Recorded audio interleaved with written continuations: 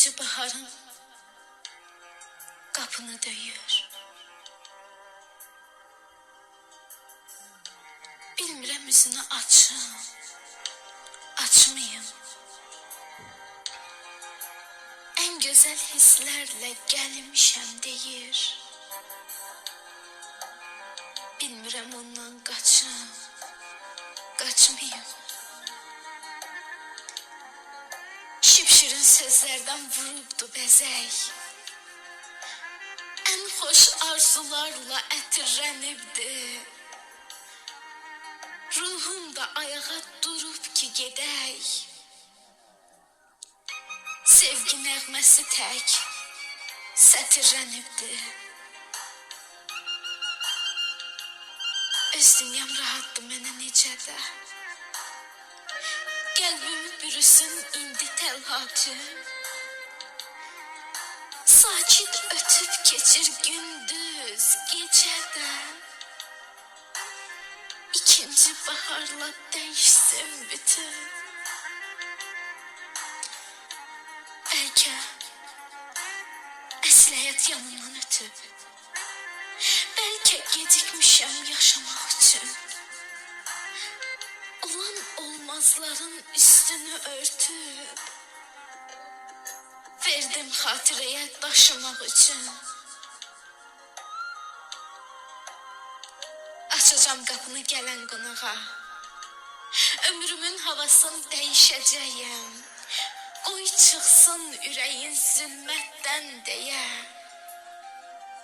İkinci baharla görüşəcəyəm. İkinci baharın qapını döyür. Bilmirəm üzünü açım, açmayım.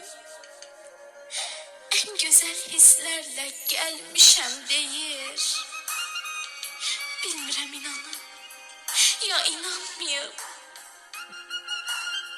Yox, yox dayan tələsmə.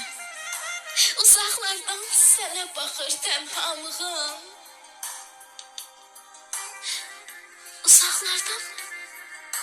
Uzaqlardan mənə baxır tənhalığım. Tənhalığım. Adamların arasından nifrətlərim qovdu səni. Adamların qəlbindəki ucuz, saxta sevgilər mi yordu səni? Yadımdadır, gecə gündüz arxaminə sürünməyin. Səndən uzaq olun deyə hey qaçardım. Vecli vecsiz görüşlərin, haylı küylü gülüşlərin ortasında gizlənərdim. Haçan ümid verdim sənə, harda hakim oldun mənə.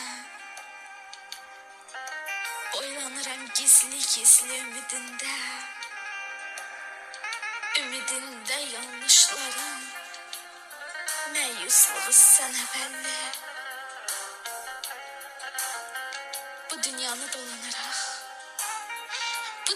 dolanarak insanları xəyalımda ələk-vələk eləyirəm. Saxta sevgilər yorur qəlbimi, saf, təmiz sevgini görə bilmirəm.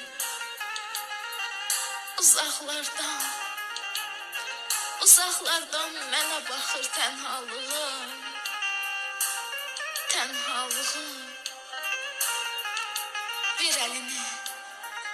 Ver əlini mənim tənha yalnızlığım. Sənə doğru yol gəlirəm. Sənə tərəf yol gəlirəm. Mənim tənha yalnızlığım. Mənim tənha yalnızlığım.